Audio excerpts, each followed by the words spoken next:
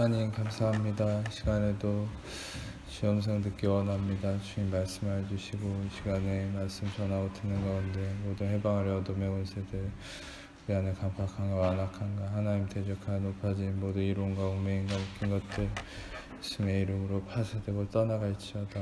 오직 성령님만 이곳에 환영을 초청하고 모셔드리고 인정하고 의지하오니 영광으로 임하시고 다스리시고 충만케 하시며 주의 나라 임하여 주시고 뜻이 하늘에서 이루어진 것 같이 땅에서도 이루어지며 주께서 예비하신 각 심령 안에 30배, 60배, 100배 차고 넘치 의임에 가득하도록 시한 주장하시고 역사해 주옵소서. 오직 빛과 구원 되시 예수님의 그 이름만 증거되고 계시되고 나타나시기 원하오니 예수 홀로 영광 받으시고 찬양 받으시며 오직 주의 놀라운 은혜의 진리만이 계시되고 드러나시게 역사해 주옵소서. 모든 영광 예수님의 이름에만 올려드리오니 예수님 홀로 영광 받아 주옵소서. 감사 찬양을 예수님의 이름에만 올려드리오니 주님 홀로 영광 받아 주옵소서. 모든 어둠이 드러나게 하시고 거짓이 드러나게 하시고 주의 빛 가운데 모든 진리만이 계시되고 나타나게 하여 주옵소서. 예수님께만 모든 영광과 존귀와 찬양 올려드리오니 주님 홀로 영광 받아 주옵소서. 주님 홀로 영광 받아 주옵소서. 감사합니다. 예수님께만을 감사 찬양 올려드리오니 주님 감사합니다. 주님 영광 받아 주옵소서. 모든 영광 주님께 올려드리며 우리 사랑하시는 예수님 이름으로 기도합니다. 네. 여호수아 6장 1절 말씀 보겠습니다. 여호수아 6장 1절 말씀. 여호수아 6장 1절 말씀을 같이 읽도록 하겠습니다. 이스라엘 자손들로 말미암아 여리고는 굳게 닫혔고 출입하는 자가 없더라. 아멘. 이 여리고성이라는 이 하나의 이스라엘 백성들이 가나안을 향한 이 과정 속에 이 정복 전쟁 중에 하나인 여리고성이라고 하는 이것은 굉장히 우리에게 아주 귀한 영적 진리를 내포하고 있는 사건이죠. 이것은 하나님의 놀라운 손길로 인해서 노예로 붙잡혀 있던 이스라엘 백성들이 바로의 강팍함에 묶여 있다가 결국 하나님의 그 강팍한 바로를 심판하심으로 인해서 하나님 이스라엘 백성을 정말 그 홍해를 가르고 구출하시는 전적 은혜의 구원의 사건을 우리는 잘 알고 있습니다. 그런데 이 여리고의 사건도 그것과 크게 다르지 않다는 사실이에요. 이 여리고 성은 반드시 하나님 약속한 땅을 가기 위해서는 거쳐가야 될 이 과정이었어요. 근데 이 여리고성에 대한 아주 단적인 묘사하는 아주 여리고성을 자세히 아주 확실하게 묘사하고 있는 모습이 바로 여호수아 6장 1절이에요. 그것은 뭐냐? 여리고는 굳게 닫혔고 출입하는 자가 없다, 이렇게 성경은 얘기하고 있습니다. 여리고는 어떤 곳이냐? 굳게 닫혔다. 굳게라는 말과 닫혔다는 말이 동일한 말이 반복해서 쓰여져 있어요. 성경에서는 전에도 몇 번 히브리어로 표현한 적이 있지만 하나님이 선악과를 먹었을 때 먹는 날에는 반드시 죽으리라. 그래서 반드시 죽는다는 게 무트, 데무트 해서 무트가 반복해서 쓰였을 때는 아주 확실한 죽음을 의미한다고 그랬죠. 근데 여기서도 굳게 닫혔다, 똑같은 말이 반복해서 쓰였습니다. 그거는 사가르라는 이 히브리어가 사가르가 2번 쓰였어요. 그 말은 뭐냐? 이 사가르라는 히브리어는 잠그다, 폐쇄하다, 감금하다 라는 말이거든요. 요게 2번이 쓰였다는 건 뭡니까? 아주 확실하게 닫혀 있다는 거죠. 확실하게 견고하고도 확실하게 폐쇄되어 있고 묶여 있고 잠겨 있다는 거예요. 여리고는 어떤 곳입니까? 묶여 있는 곳이에요. 폐쇄되어 있는 곳이에요. 아무도 출입할 수 없는 곳이라는 거예요. 여기서 우리는 한 가지 여리고에 대한 특징을 발견할 수 있죠. 어떤 누구도 이 여리고를 함부로 출입할 수 없다. 어떤 누구도 드나들 수 없다. 자유롭게 열려있는 공간이 아니다라는 거예요. 폐쇄되어 있는 곳이라는 거죠. 이 여리고는 어떤 곳입니까? 제가 결론적으로 말씀드리면 이 여리고는 마치 우리를 인류의 모든 상황 속에서 옭아매고 있던 바로 그것. 인간은 아무 곳에서도 자유롭게 드나들지 못하고 묶여있는 상황 속에서 그 묶임 속에 감금 속에 영원히 자유함을 누리지 못하게 할 것 같은 모두를 정죄함에 범죄함에 이르게 하고 모두를 어둠 속에 저주 가운데 묶여놓을 수밖에 없도록 만든 바로 그것, 바로 이 여리고는 영적 율법을 의미하는 것이죠. 바로 율법 안에서 인간은 모두가 죄인이 되고 율법 아래서 모두는 저주 아래 갇히고 이 율법 아래서 누구도 자유함을 얻을 수 없는 거예요. 어떤 면에서는 이 율법이라고 하는 것은 모두를 죄의 노예로 만드는 겁니다. 이 율법이 어떤 효과를 이루는 것입니까? 이 율법은 여러분들 이제 우리가 고린도전서 15장 56절을 잠깐 보겠습니다. 고린도전서 15장 56절 같이 읽겠습니다. 사망이 쏘는 것은 죄요 죄의 권능은 율법이라. 이 율법이라는 것은 다시 말하면 이 죄는 사망을 일으키지만 율법은 이 죄를 일으킨다. 다시 말하면 우리는 죄라는 게 하나의 마귀의 어떤 속삭임이라고 생각하지만 여러분들이 알아야 될 것은 이 마귀는 율법을 이용해서 죄를 일으킨다는 거 아셔야 돼요. 로마서 5장 20절에 율법이 온 것은 범죄를 더하게 하려 합니다. 여러분 성경은 절대 율법이 인간을 의롭다 하기 위해서 율법은 인간을 의롭게 하기 위해서 온 것이 아니라고 얘기합니다. 율법이 온 것은 범죄를 더하기 위함이고 율법이 온 상황 속에서 인간은 더 이상 아무 상황 속에서도 의로워질 수 없는 것이에요. 여러분이 알아야 될 게 율법이 역할이 있어요. 그거는 인간을 죄로 드러나게 하는 거예요. 인간이 저주 아래 갇히게 하는 거예요. 전에도 설명했지만 왜 하나님은 이 율법을 줄 수밖에 없는 겁니까? 왜 하나님은 의로우신 하나님은 선하신 하나님은 인간을 왜 저주와 정죄 아래 가둘 수밖에 없는 겁니까? 인간이 스스로가 의로워지려 하고 스스로가 자기 행위로 의를 주장하려고 하기 때문에 그것들은 인류에서 많이 나타났죠. 예를 들어서 전에도 설명했지만 바벨탑을 보세요. 인간이 모든 언어가 하나고 하나로 합쳐졌을 때 인간들은 자기들이 서로 힘을 모아서 탑을 높게 쌓아서 하나님에게 이르고자 했습니다. 그 이전에 근본적으로 인간의 이 기초인 아담과 하와는 선악과를 먹었다는 것이 바로 영적 바벨탑이죠. 그것은 무엇입니까? 선악과라는 건 선하심 아래 하나님의 선하심 안에 거하고 있던 인류가 인간이 자기가 선과 악을 판단하는 자리에 오르려고 한 것이 선악과 사건이라는 거예요. 여러분들 알아야 될 건 인간이 악을 아는 것만 잘못된 게 아닙니다. 인간에게 있어서 우리에게 있어서 더더욱 최악인 건 우리가 옳은 것이 무엇인가를 알고 있다는 것도 그것은 악한 것이 될 수 있다는 거예요. 인간은 선하심 안에 거하는 거지 내가 옳은 것을 판단하는 자가 아니라는 거예요. 내가 옳고 그름을 판단하는 자리에 거하는 것이 인간의 역할이 아니라. 근데 아담과 하와는 옳고 그름을 판단하는 이게 옳은 거고 그른 거고 옳고 그름을 판단하는 자리에 올랐어요. 그게 바로 선악과고 그 선악과는 영적 의미에서 율법을 의미하는 것이죠. 인간은 그것의 저주에 빠졌다가 다시 바벨탑을 통해서 하나님께 이르려 하고 그 바벨탑의 흥미로운 이 사실 중에 하나는 이 바벨탑도 어떤 것입니까? 바벨탑의 꼭대기를 이 펜트하우스 같이 꾸며놨어요. 바벨탑의 꼭대기는 이 여자들을 거기에 두고 좋은 음식들을 두고 편안한 공간을 만들어서 거기를 그렇게 꾸며놨어요. 왜인지 아십니까? 거기에 신이 내려와서 그 향락을 누리고 즐기라고 만들어 놓은 거예요. 바벨탑. 얼마나 우둔한 인간의 그 모습입니까? 마치 하나님을 자기들의 수준에 낮춰서 하나님을 만족시키려고 한 거죠. 여러분 결국 우리의 종교 생활이라고 하는 거 내가 하나님을 만족시켜 드리려고 하고 내가 하나님의 어떤 조건에 이룰 수 있다고 내가 노력하는 거 그것은 영적 바벨탑을 쌓는 것입니다. 그 결론은 어떻게 됐습니까? 그 바벨탑은 다 무너뜨렸죠. 그리고 인간의 도모가 하루아침에 물거품이 됐어요. 그래서 하나님은 온 인류의 이 언어를 다 흩어버렸죠. 그래서 이 바벨이라는 혼란이라는 말이 일어난 거예요. 여러분 인간의 도모는 하루아침에 물거품이 될 수 있는 거예요. 그것이 바로 인간이 하나님에게 이르려고 하는 인간의 자기의 악함 때문이죠. 그래서 이런 인간의 악함이 계속됐잖아요. 그래서 하나님이 무엇을 줄 수밖에 없었습니까? 율법을 주실 수밖에 없는. 그러니까 이 율법의 역할이 뭐예요? 그 악한 인간의 의를 깨트려야 되거든요. 그러니까 율법은 그 역할대로 율법 앞에서는 아무도 의롭다함을 얻을 수 없는 거예요. 제가 전에도 자주 설명했듯이 로마서 3장 20절과 갈라디아서 2장 16절에 동일하게 그렇게 얘기하고 있어요. 뭐냐? 어떤 육체로든지 율법 앞에서 율법의 행위로는 의롭다함을 얻을 육체가 없다.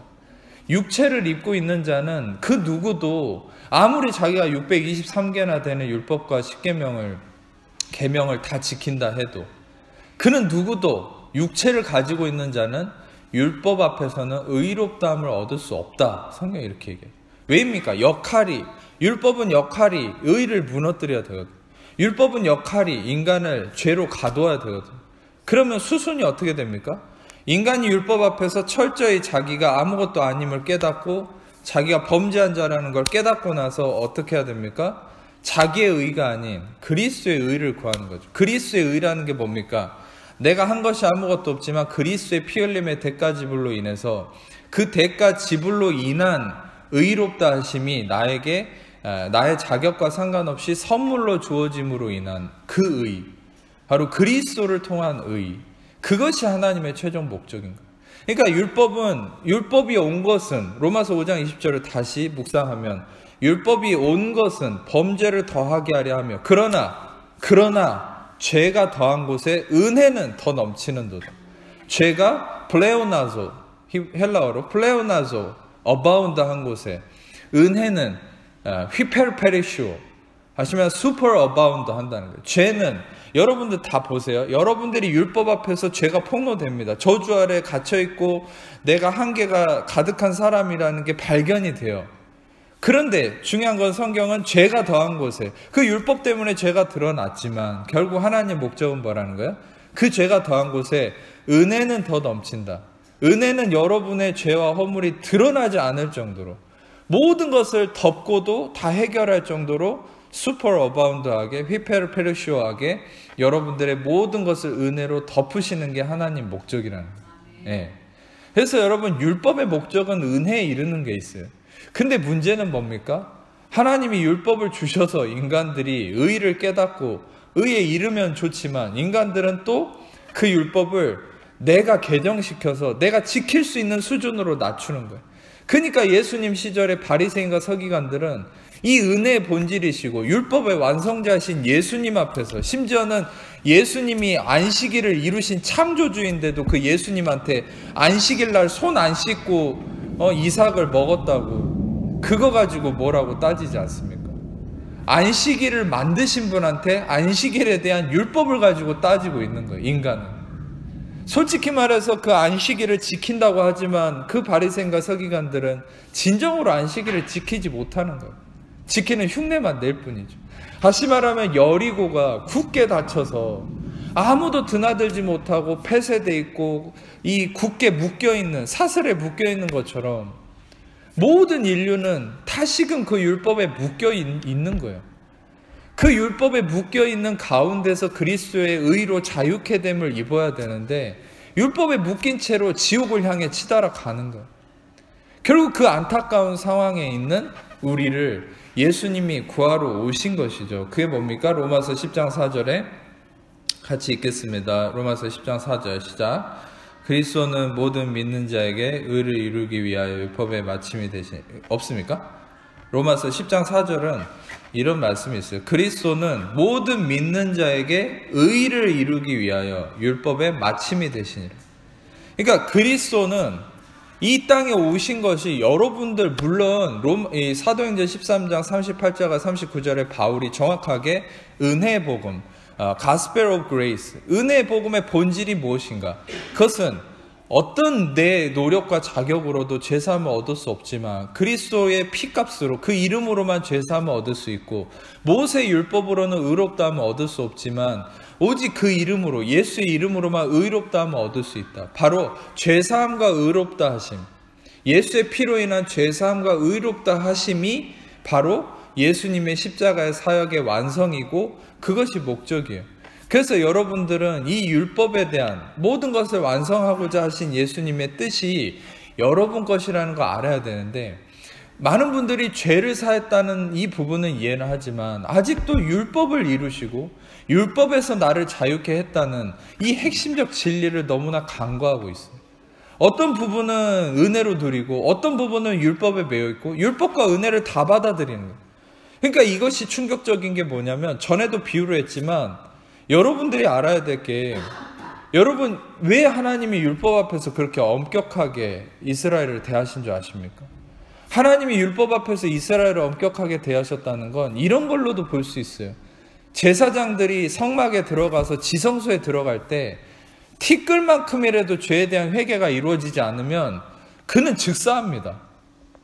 완전하게 그 예식과 정결법에 의해서 이 죄를 깨끗게 하지 않고 지성소에 들어가면 제사장은 아무리 경건하게 이제까지 살았다 해도 그 순간 즉사하고 죽어버립니다. 하나님 그렇게 죄에 대해서 엄격하게 율법 안에서는 다루시는 거예요. 왜인 줄 아세요? 인간이 할 수 없다는 거예요. 인간이 아무것도 율법 앞에서 자기가 할 수 있는 게 없다는 걸 알려주려는. 근데 인간은 자꾸 그걸 간과하고 나의 더러운 육신으로 이 하나님의 영역, 하나님의 의로움과 나의 의를 섞으려고 하는 거예요. 그러니까 엄격하게 죽이는 거예요, 자꾸. 여러분들이 이해가 안 되는 게 한 가지 있을 수 있어요. 그게 뭐냐? 우사의 사건이죠.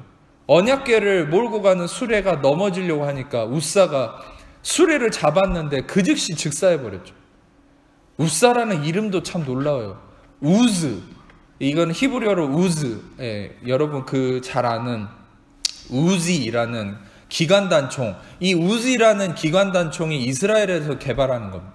그러니까 우지라는 이 우즈라는 힘의 이 파워, 두나미스라는 힘에서 나온 말이고, 이 아자즈라는 이 동사죠. 이건 강하다, 이기다 이런 의미인데, 다시 말하면 우사라는 이름도 자기의 힘을 의미하는 이름이에요. 놀랍죠? 성경이 이런 것들이 다 연관된 이름으로 나타났다는 게 놀랍지 않습니까? 근데 그 우사가 자기 힘으로 언약궤를 잡는 순간 죽었어요. 아무리 겉으로 의도가 좋고 아무리 선해 보여도 자기의 의와 자기의 힘이 하나님의 거룩함과 섞이면 그건 죽음이에요. 그러니까 여러분들, 제가 전에도 비유를 들었잖아요. 아무리 여기 생수가 있다 해도 여기에 1mg, 정말 0.0001mg의 똥덩어리가 들어간다면 누가 이걸 마시겠습니까? 누가 이걸 생수라고 하겠습니까? 아, 0.0001mg이니까 그래도 생수야? 이렇게 생각한 분 있습니까? 이거는 똥물인 거예요, 그냥. 여러분, 하나님이 보는 관점과 인간이 보는 관점은 그래서 다른 거예요. 인간은 내가 623개의 율법을요, 내가 10계명을 오늘 열심히 8개 지키면 8개 지켰다고 인정받으려고 하는 게 인간이에요. 내가 300일 지키고 뭡니까? 이 1년 365일 중에 300일 지키고 65일 못 지키면 300일 지킨 거 인정해달라고 나의 의를 주장하는 게 인간의 연약함이에요. 근데 하나님의 관점은 뭐예요? 너는 율법을 지키려고 그렇게 노력해도 단 하루를 안 지켜도, 단 1초를 안 지켜도, 어제까지 지켰어도 오늘 안 지키면, 하루 24시간 중에 단 1초를 안 지켰어도 안 지킨 거야. 왜? 똥물이니까. 그리고 그거는 지키고 안 지키고를 떠나서 네가 하려고 하는 순간 이미 끝난 거야. 하나님의 관점은 그거라는 거야. 그러니까 하나님의 관점은 뭡니까? 율법을 주셨을 때는 모든 인간이 율법을 통해서 의를 이루는 것이 하나님 목적이잖아요. 그런데 그 의를 이루려면 그리스도가 이루신 것을 받아들여야만 그리스도의 의에 이르는 건데, 인간이 이걸 잘못 받아들이고 자기가 이루려고 했기 때문에 실패한 거지만, 결국 온전한 의에 이를 수 있는 길은 뭐라고 얘기합니까? 인간이 하려는 걸 포기하고 그리스도가 이루신 것을 받아들이는 거예요. 그게 뭡니까? 로마서 10장 4절이죠. 아까 읽었던. 그리스도는 모든 믿는 자에게 의를 이루시기 위하여 율법의 마침이 되셨다. 이걸 받아들이는 거예요. 그러니까 우리가 받아들여야 될 건, 아, 그렇구나. 나는 율법을 지킬 수 없구나. 나는 율법을 지킬 수 없구나. 그러니까 예수님이 하신 걸 나는 그냥 받아들이는 게 내 위치구나. 그래서 전에도 얘기했잖아요. 여러분들이 그렇게, 저도 예전에 율법적으로 이렇게 어린 시절부터 전통적 신앙 속에서 살면서 그렇게 잘못 알고 있었지만, 뭐 주일날 어기면 큰일 날 것처럼 얘기하는데, 제가 얘기했잖아요. 그렇게 율법을 지키고 싶으면 토요일을 안식일로 지키라니까요. 원래 주일날을 안식일로 지키는 것부터가 이미 유대인의 율법을 어긴 거예요. 그런데 어긴 율법을 가지고 왜 주일날 안식일 지킨다고 그렇게 율법을 지키겠다고 난리를 치냐, 그 말이에요. 이미 율법을 어긴 건데 주일을 지킨 것부터가. 우리가 주일을 지키는 건 무슨 의미입니까? 안식 후 첫날 부활하신 예수님을 날마다 기념하고, 그 기념한 부활하신 예수님을 기념하고 영광 돌리기 위한 그 의미로 바로 우리는 주일을 안식일로 삼는 거예요. 교회 전통 안에서. 그게 말씀적 정확한 율법으로는 토요일이 안식일이라니까요. 골로새서 2장 14절 보겠습니다. 골로새서 2장 14절에서 15절 말씀 읽겠습니다. 시작.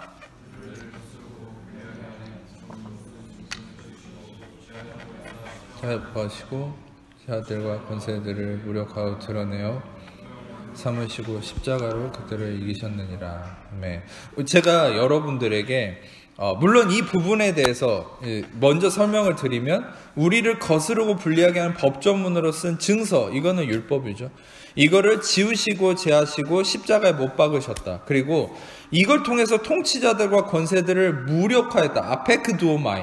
이건 강탈하고 옷을 벗겨버리고 못 쓰게 했다는 거예요. 이 말로도 우리는 귀중한 진리를 하나 얻을 수 있죠. 왜냐?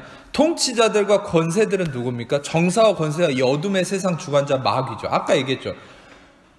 사망이 쏘는 것은 죄고 죄의 권능은 율법이다. 율법이 죄를 일으킨다. 즉 여러분, 마귀는 그러면 뭘 무기로 삼아서 인간들을 죄로 이끌까요? 그게 바로 율법이에요. 마귀의 무기는 율법이, 여기서 그 증거가 나와있죠. 이 율법을 십자가에 지우고 제하시고 못 박으셔서 어떻게 합니까? 통치자들과 권세들을 무력화했다는 거예요. 다시 말하면 그 전까지는 이 마귀가, 정사와 권세와 어둠의 세상 주관자 통치자들과 권세들이, 이 마귀가 무엇을 가지고 인간을 공격했냐는 거예요. 그게 바로 율법이라는 거예요. 하나님이 주신 거룩한 법인데 어떻게 마귀가 그걸 이용할 수 있습니까? 여러분이 한 가지 알아야 될 건, 여러분, 에덴 동산에서도 하나님이 하신 말씀이 있죠. 네가 이 선악과를 먹는 날에는 정녕 네가 반드시 죽을 거다. 근데 하나님이 하신 그 말씀을 비슷하게 마귀가 이용했다는 사실을 아십니까? 마귀는 늘 빌린 것을 통해서 역사합니다. 마귀는 하나님의 말씀을 가지고도 역사합니다. 그래서 실상 목사들을 통해서도 마귀의 말이 나올 수 있는 거예요. 그러니까 빌린 것을 통해서 역사하는데, 그 뱀은, 마귀는 하나님이 하신 말씀을 교묘하게 이용해서 아담과 하와를 죄로 이끌었죠. 지금도 마찬가지예요. 여러분, 율법이 아무리 거룩한 법이지만 결론적으로 얘기하면 이 율법은 예수님이 마치셨고 예수님이 끝내셨고, 그래서 이 율법은 어떻게 됐습니까? 하나님이 결론적으로 그걸 이미 보여줬죠. 율법 시대에 언약궤 속에 집어 넣어버렸죠. 율법의 두 돌판을. 제가 하도 요즘에는 설교를, 이런 것도 제가 추천해드리고 싶은데, 제 설교를 들으신 분이 많으니까 제가 추천해드리면, 저는 잘 때 제 설교를 계속 틀어놓고 자거든요. 이게 은혜인 게 뭐냐면은, 꿈에서도 제가 설교하는 꿈을 꿔요. 그 영적 원리들이 제 의식 속에서 계속 맴돌면서. 그래서 여러분, 잘 때도 설교를 틀어놓고 자보세요. 특히 저 같은 은혜의 복음의 설교를. 율법과 은혜가 섞인 거 말고 은혜의 복음의 설교만 틀어놓고 자보세요. 그러면은 그게 의식 안에서 계속 맴돕니다. 근데 제가 이 얘기를 왜 드렸냐면은, 어젠가 그제 꿈에 제가 그런 꿈을 꿨어요. 설교 중에 계속 들으니까 그게 남았는지, 하나님이 율법의 두 돌판을 언약궤 속에 팍 이렇게 집어넣는 그런 꿈을 생생하게 꾼 적이 있어요. 그게 너무나 꿈속에서 제가 통쾌했거든요. 중요한 건 여러분, 예수님이 십자가를 통해서 다 이루시고 하나님은 이 율법을 언약궤 속에 집어 넣어버렸어요. 그리고 문을 닫았어요. 그리고 하나님의 눈은 이 체루빔이라고 하는, 이 우리가 소위 세라핌이라고 하는 공의의 천사들, 그룹이라고 그러죠. 그룹들은 어디를 보고 있습니까? 이 그룹들은요, 하나님의 눈을 상징해요. 하나님의 공의를 보는 하나님의 눈이에요, 그룹들은. 근데 이 그룹들이 공의로 판단하거든요. 불의함이 있는 곳은 저주합니다.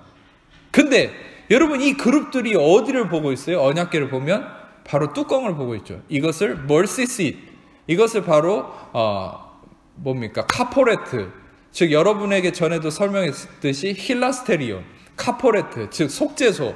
이 속죄소는 이 예수님의 피를 상징하는 동물의 피가 뿌려져 있죠. 그 피가 뿌려진 곳을 이 공의의 천사들이 보고 있어요. 하나님은 지성소에서 그곳에 임재하십니다. 자, 여러분들에게 말씀드릴 것은 하나님의 눈은 어디를 향하고 있습니까? 하나님의 눈은 예수 그리스도의 보혈을 향하고 있습니다. 할렐루야. 하나님의 눈은 시은좌, 멀시시트, 카포레트, 이 뭡니까? 속죄소, 이 피가 뿌려진 그곳에 하나님의 눈이 향해 있고, 하나님은 그 피에 임재하신다라고 성경은 얘기하고 있어요. 하나님은 율법에 임하지 않아요. 그 율법의 두 돌판을 집어 넣어버렸어요. 벳세메스에서 아무리 그들이 속죄제를 드리고 올바른 삶을 살았다 해도 벳세메스에서 누굽니까? 그 백성들이 언약궤 뚜껑을 열고 그 안을 확인하는 순간 그 하루아침에 5만 명 이상이 죽어버렸어요. 그 마을에. 여러분, 우리가 지금 언약궤 뚜껑을 열고, 즉 예수 그리스도의 완성하신 보혈의 공로와 그 은혜를 바라보지 않고 내 힘으로 뚜껑을 집어 던져버리고 그 안에 율법을 끄집어내서 율법을 나에게 적용하고 율법을 끄집어내서 뭔가를 이루려고 하는 순간 죽는다니까요. 왜냐하면 이 율법을 하나님이 집어 넣어버렸으니까. 하나님이 집어 넣어버리고, 그리스도가 로마서 10장 4절에 그리스도는 모든 믿는 자에게 의를 이루기 위하여 율법의 마침이 되셨다. 율법을 마치신 것을 우리가 다시 끄집어내서 뭔가를 하려고 한다면, 지키려고 하거나 뭔가를 이루려고 한다면 그거는 율법 때문에 다시 저주에 갇히는 거예요. 죽는 거예요. 제가 그 증거를 하나 알려드릴게요. 성경이 있는 분만 찾아보세요.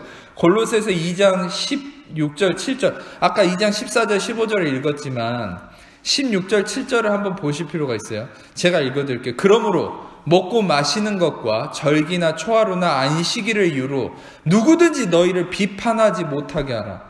이것들은 장래의 일의 그림자나 몸은 그리스도의 것이니라. 아멘. 여러분, 예수님이 십자가를 통해서 우리를 거스르고 불리하게 하는 법조문 쓴 증서를 지우시고 제하시고 십자가에 못 박으사 통치와 권세들을 무력화하고 드러내고 구경거리로 삼으시고 십자가로 그들을 이기셨다. 이미 십자가로 이기고 율법을 언약궤 속에 집어 넣어버리고 다 완성해버리고 이제는 더 이상 우리가 율법에 갇혀있을 필요가 없는데, 이 당시에 얼마나 또 쓸데없는 율법주의자들이, 여러분 제가 얘기했지 않습니까? 야고보, 예수님의 친동생인 야고보가 사도행전 21장을 보면 이 예루살렘 교회의 담임 목사였다고 그랬잖아요. 근데 이 예루살렘 교회에 2만 명이나 되는 유대인들이 그 부활하신 예수님을 믿으면서도 여전히 동일하게 그들은 모세 율법을 신봉하는 자들이었다고 그랬죠. 그러니까 그렇게 많은 성도들이 부활하신 예수님을 믿으면서도 율법에 매여 있기 때문에 바울이 이 골로새서 서신서를 통해서 성령 안에서 이렇게 비판을 하는 거 뭡니까? 그러므로 먹고 마시는 것과 절기나 초하루나 안식일을 이유로 너희를 비판하지 못하게 해라. 할렐루야. 여러분, 누군가가 율법으로 여러분 정죄하거나, 여러분들 스스로가 정죄감이 일어나거나, 누군가가 말도 안 되는 율법을 들이댄다면 여러분 26절이 증거가 되는 거예요. 이거는 해석의 여지도 없어요. 있는 그대로 보세요. 있는 그대로 얘기하세요.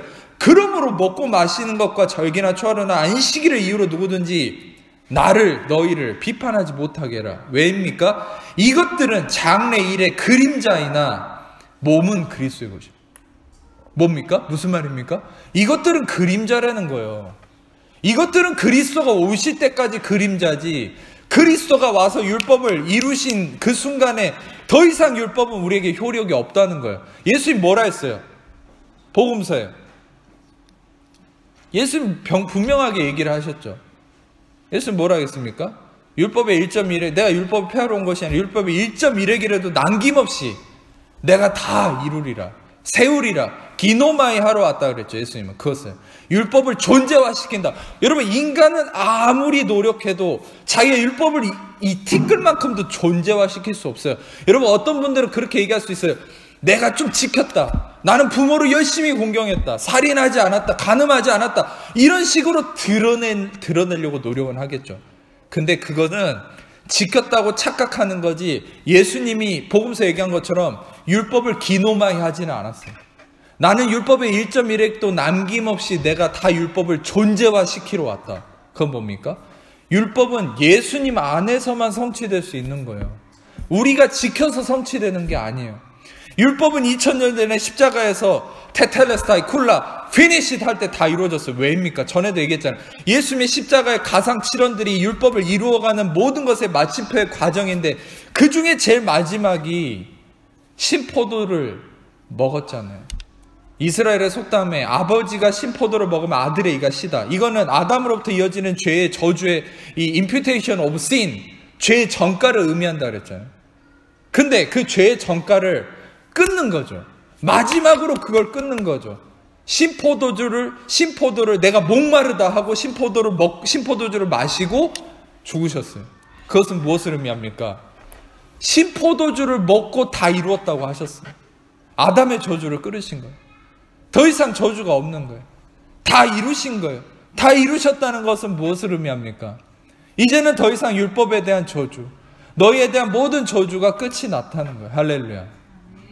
그런데 여러분들에게 제가 계속 설교하면서 도전하는 것은 무엇입니까? 계속 그 저주가 예수 그리스도로 말미암아 끊어졌는데, 문제는 다시 그 저주를 이끌어낸다는 거죠. 그 저주 속으로 들어간다는 거죠. 제가 말씀이 좀 돌아왔지만, 자 보세요. 이 여리고는 굳게 닫혀서 출입하는 자가 없다. 여리고는 율법을 상징하는 곳입니다. 이 여리고는 이스라엘 백성들이 가나안이라는 은혜로 향해 나아가는 이 과정 속에서 굳게 닫혀서 무너질 기미도 없이 모든 인류가 그 앞에서 그냥 기다리고 있는 거예요. 저거 언제 무너질까? 내가 이렇게 하면 여리고가 무너질까? 내가 조금 더 공격을 하거나 내가 몸을 잘 가꾸고 내가 무기를 잘 다루고 내가 열심히 무슨 실력을 익히면은 저 여리고를 무너뜨릴 수 있을까? 모든 인류가 여리고 앞에서 고민했어요. 내가 과연 여리고를 무너뜨릴 수 있을까? 근데 결국 여리고는 롱 스토리 숏 스토리로 만들자면, 짧게 얘기하면 이 여리고는 6일 동안 한 바퀴씩 돌라고 하다가 일곱째 날에 어떻게 했습니까? 마지막 7바퀴 돌고 소리를 질러라. 이곳은 우리에게 주셨다. 근데 그렇게 시킨 대로 했는데 결국 이 여리고는 인간이 한 게 아니라 하나님이 무너뜨렸죠. 율법은 예수님만이 이루시는 겁니다. 아멘. 여러분들이 알아야 될 건, 어떤 누군가가 여러분들에게 당신이 뭔가를 해야만 이렇게 할 수 있습니다. 당신의 어떤 거를 근거로 뭔가 행위를 촉구한다면 그게 율법이 되는 거예요. 자, 저는 이제까지 어떤 면에서는 이제 마무리하겠지만, 어떤 면에서는 지금까지 율법이 예수님 안에서 다 성취됐기 때문에 저주가 끝났다는 걸 말씀드리지만, 마지막으로 드린 말씀은 이 다 끝난 거를 여러분들이 어떻게 조심해야 될지를 얘기를 해드리고 싶은 거예요. 그게 여리고 이 말씀에도 아주 명백하게 드러나 있는데, 제가 이 말씀을 하나 좀 확인을 하고 싶습니다. 이 여호수아 6장 26절 말씀, 여호수아 6장 26절 말씀을 같이 한번 읽겠습니다. 예, 시작. 여호수아가 그때 맹세하게 하여 이르되 누구든지 일어나서 이 여리고 성을 건축하는 자는 요 앞에서 저주를 받을 것이라.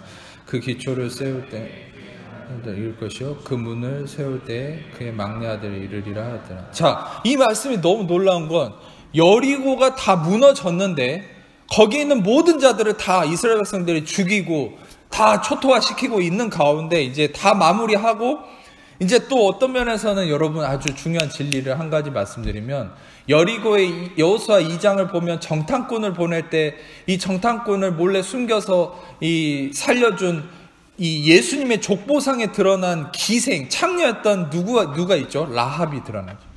근데 놀랍게도 이 라합은 어디 갇혀 있었어요? 여리고에 갇혀 있어요. 율법에 갇혀 있던 자.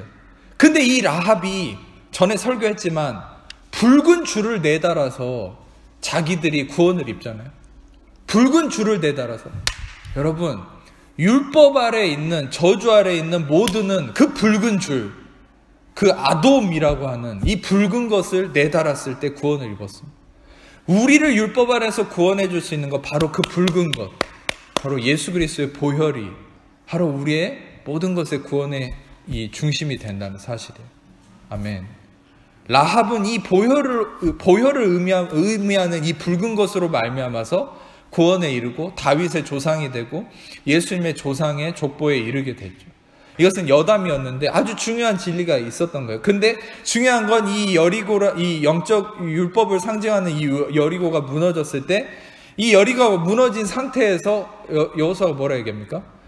아주 놀라운 말이에요. 이게 26절에 누구든지 다시 이 여리고 성을 건축하는 자는 여호와 앞에서 저주를 받을 것이다. 그 기초를 쌓을 때 맏아들이 잃고 그 문을 세울 때 막내 아들을 잃으리라. 자, 갈라디아서 1장 8절 9절입니다. 갈라디아서 1장 8절에서 9절 말씀 시작. 그러나 우리나 혹은 하늘로부터 온 천사라도 우리가 너에게 전한 복음 외에 다른 복음을 전하면 저주를 받을지어다.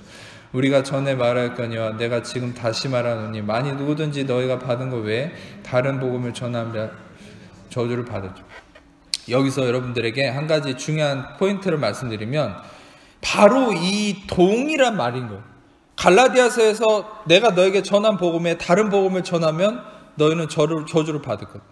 여호수아가 이미 무너져버린 율법을 상징하는 여리고를 다시 기초를 세우고 다시 여리고를 만들려 하는 자는 저주를 받을 거다. 여러분, 그래서 여러분들에게 아주 중요한 사실을 알려드릴게요. 율법은 이미 예수님이 십자가에서 다 이루시고 언약궤 속에 집어 넣어버리고 이미 다 성취하셨습니다. 그런데 그 성취해버린 율법을 다시 끄집어내서 누군가에게 들이대거나 나 자신에게 들이대면 어떻게 됩니까? 하나님은 더 이상 우리를 저주하지 않아요. 하나님은 우리를 심판하지 않아요. 율법이 여러분을 저주하는 거예요. 율법이 그 율법을 쥐고 있는 자를 심판하게 돼 있는 거예요. 제가 제가 드리진 않았는데 말씀을 로마서 4장 15절에 이런 말씀이 있어요. 제가 자주 쓰는 말씀이지만 로마서 4장 15절에 율법은 진노를 이루게 하나니 율법이 없는 곳에는 범법도 없느니라. 율법은 진노를 이루게 한다. 여러분, 너무나 많은 분들이 이런 부분에서 율법에 대한 경각심이 없어요. 그러니까 그게 교만한 거예요. 무식한 거예요. 미련한 거예요. 여전히 설교자들도 내가 율법을 성도들한테 가르치면 안 된다는 거 몰라요. 율법을 가르치려면 뭘 가르쳐야 됩니까? 그 율법의 본질로서 substance, 이 본질로서 드러나야 되는 계시돼야 될 예수 그리스도를 율법에서 끄집어내야 되는데 율법 그 자체를 껍데기로 들이대면서 이러면 죄야, 이러면 저주받아, 이런 식으로 하는 사람 있죠.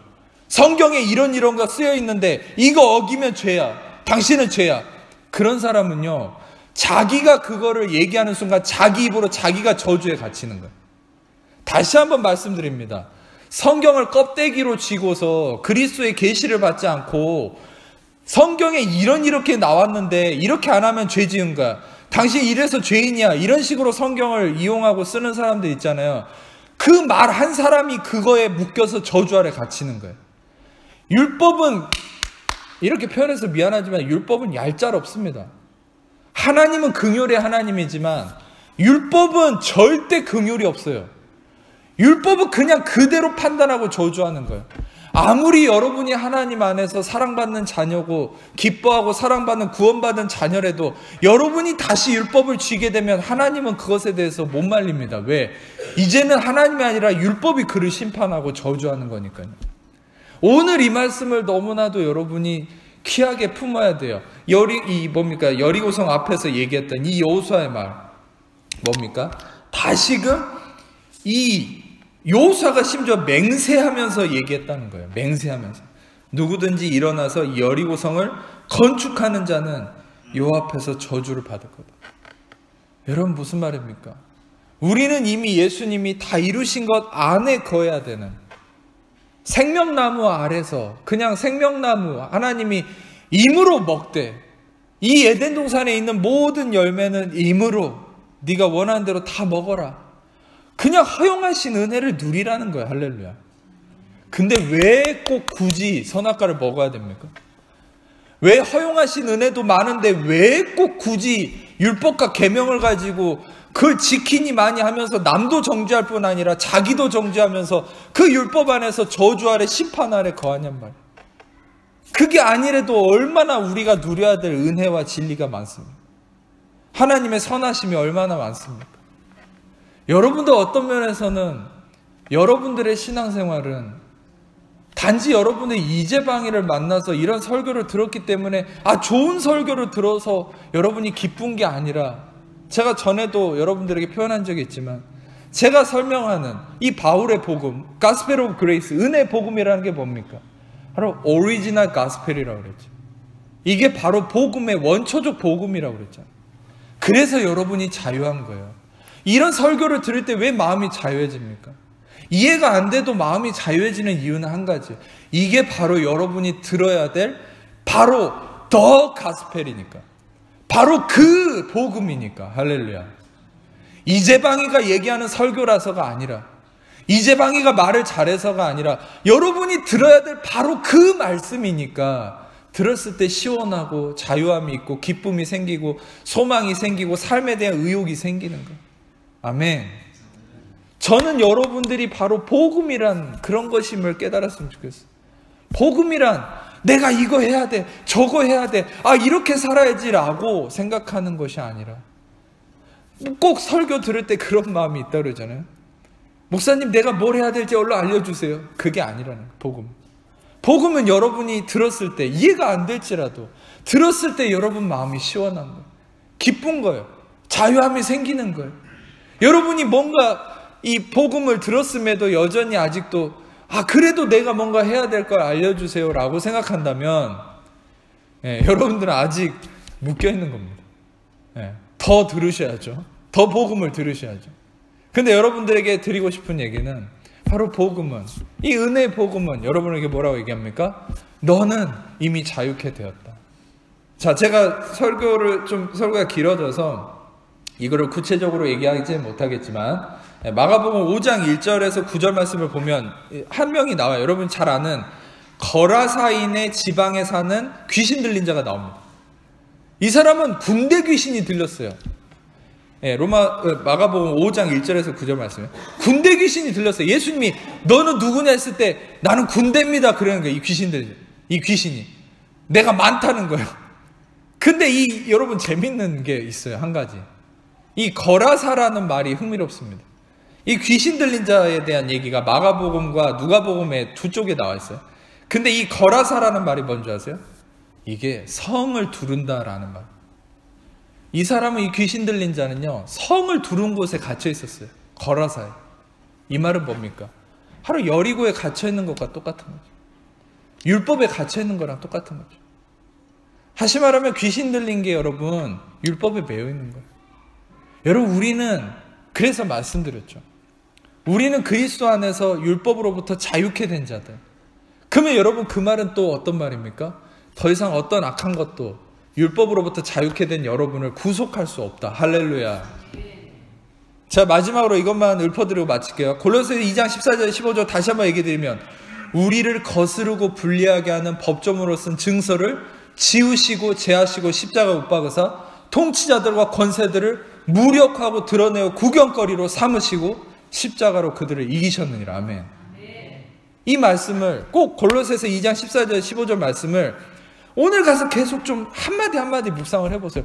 얼마나 여러분 오늘 설교에 모든 게 다 들어있어요. 골로새서 2장 14절 15절 말씀. 모든 게 2장 14절 15절에 다 들어있어요. 그 말씀을 계속 묵상을 해보세요. 이 말씀이 여러분을 자유케 할 겁니다.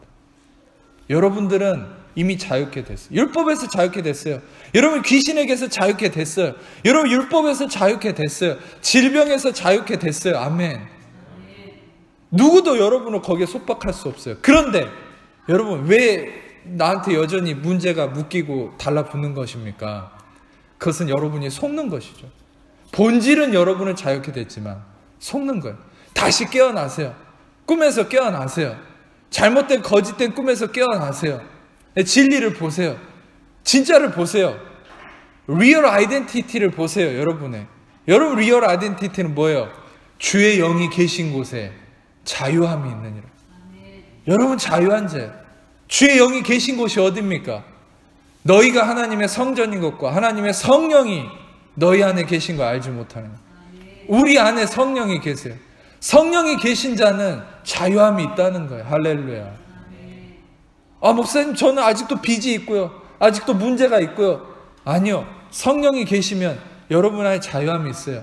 그 자유함을 현실로 이루어내는 거예요. 그걸 어떻게 이루어냅니까? 여러분 그 자유함 안에서 여러분들이 이 복음의 본질을 듣고 또 듣고 선포하고 그 믿음 안에 거하면 이 자유함이 삶 속에 나타나게 되는 것이죠. 아멘. 이 은혜로 여러분들 진정한 자유함, 그리스도의 복음 안에서의 보혈 안에서의 자유함을 누리는 여러분 되시길 축복합니다. 기도하겠습니다. 하나님 감사합니다. 귀한 말씀을 통하여서 우리가 정말 우리의 영적 이 여리고의 율법이 무너지고 우리는 저주 아래서 자유케 되고 해방되고 온전케 된 하나님 자녀가 되었음을 믿습니다. 더 이상 어떤 것도 우리 율법으로 얽매이게 할 수 없고 정죄할 수 없고 우린 그리스도 안에서 참된 자유함 속에 성령 안에서 자유함을 누리는 믿음의 하나님 기뻐하고 사랑받는 자녀임을 믿습니다. 우리 모든 하나님 자녀들이 그 은혜를 누리는 하나님 영광 가운데 거하도록 인도하여 주옵소서. 감사드리며